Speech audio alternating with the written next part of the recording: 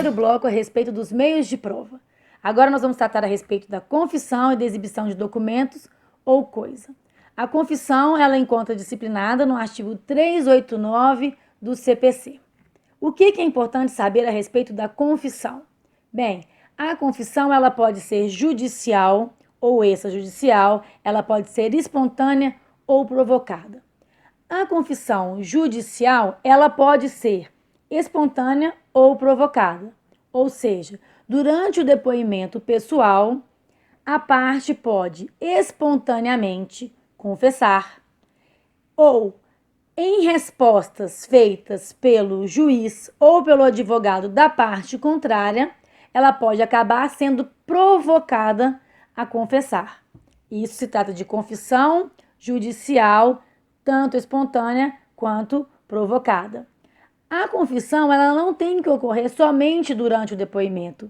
A parte pode confessar através de um documento e apresentar este documento em juízo. Também é uma confissão judicial, né? Não é só no depoimento pessoal que se confessa.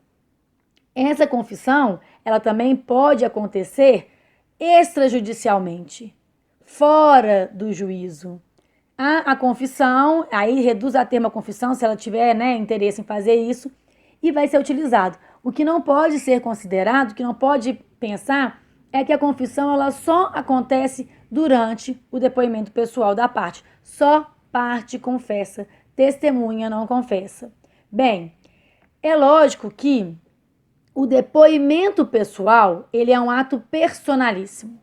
Ninguém pode ser substituído para prestar depoimento. Então, eu não posso substituir João para prestar um depoimento no lugar dele. Agora, a confissão, ela pode, desde que não obtida através de depoimento pessoal, ela pode ser realizada por um terceiro, pelo procurador, desde que este procurador tenha poderes específicos para confessar. Então, vamos. O depoimento pessoal é personalíssimo. O depoimento pessoal tem como finalidade a confissão.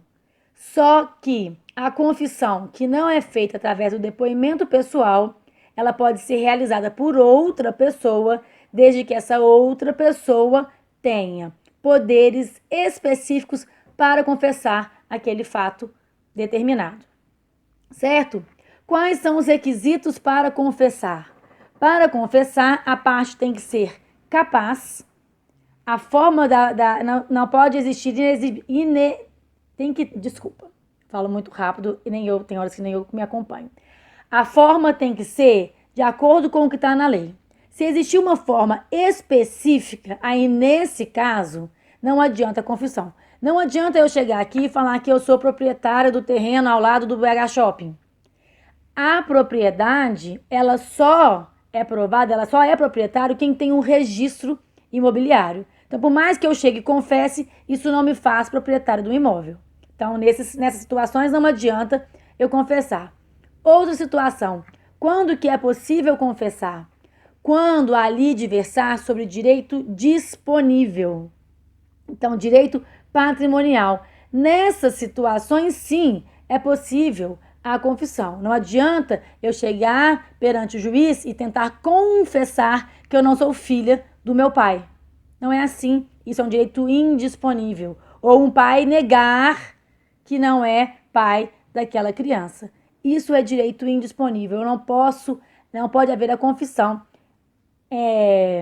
através, né, quando se tratar de direito disponível. Bem, rapidinho, confissão, artigo 389 do Código de Processo Civil. Esses são os aspectos principais que eu pretendia passar para vocês. Nós vamos agora tratar a respeito da exibição de documentos ou coisas que se encontra disciplinado no artigo 396 do CPC e é de extrema importância.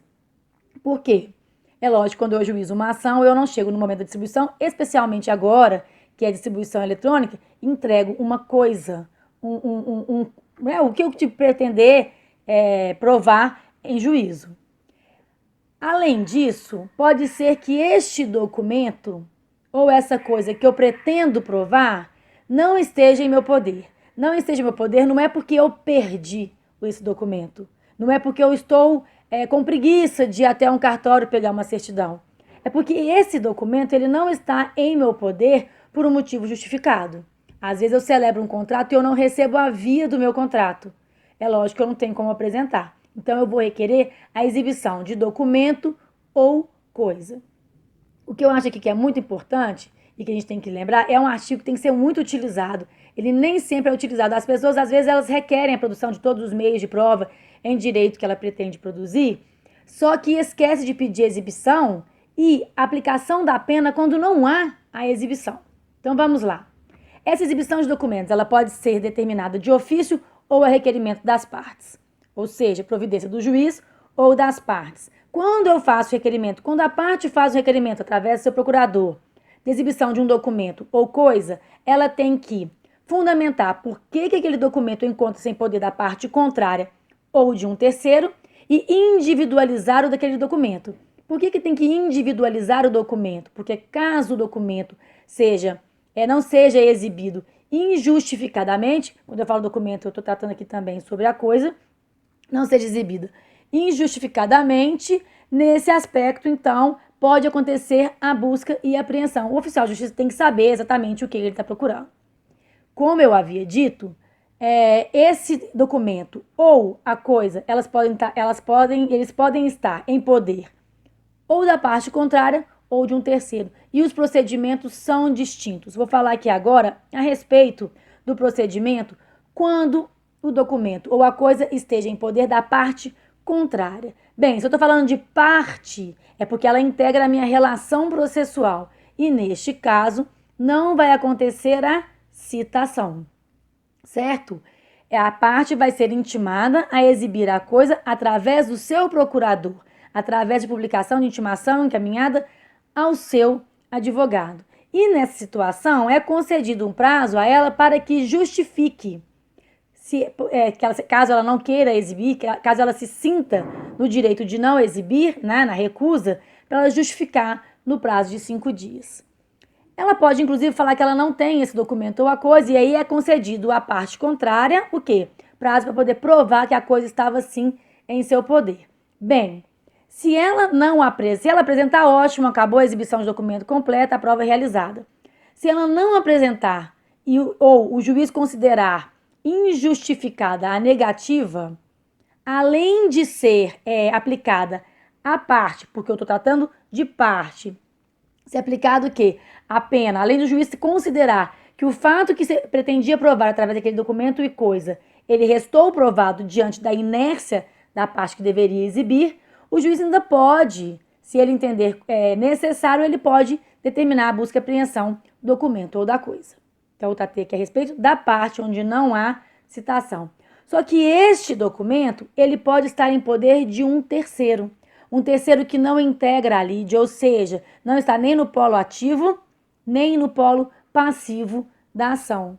Então, ele não tem nenhum prejuízo de direito material caso ele se recuse injustificadamente a exibir o documento ou a coisa. Não há nenhuma penalidade, eu não faço parte daquele processo, eu posso ter prejuízo processual no caso de uma multa, de uma pena que possa ser imposta a mim, pelo meu descumprimento, mas prejuízo de direito material ou substancial eu não tenho. Nesse caso, sim, como ele é terceiro, ele vai ser citado, mas ele não integra a lide, ele não é citado na qualidade de requerido.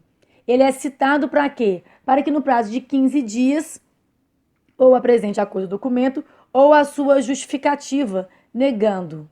Nessa situação, o juiz vai analisar e se entender que a justificativa ela é correta, ele não pode analisar, é um documento de que trata de sigilo decorrente da profissão dele, um balanço patrimonial de uma empresa, por exemplo, no caso de um contador, lembrando que o STJ tem relativizado bastante a questão do sigilo dos contadores, mas ele pode negar, o juiz pode considerar e com isso, ok, não vai ser exibido o documento, não vai ser apresentado.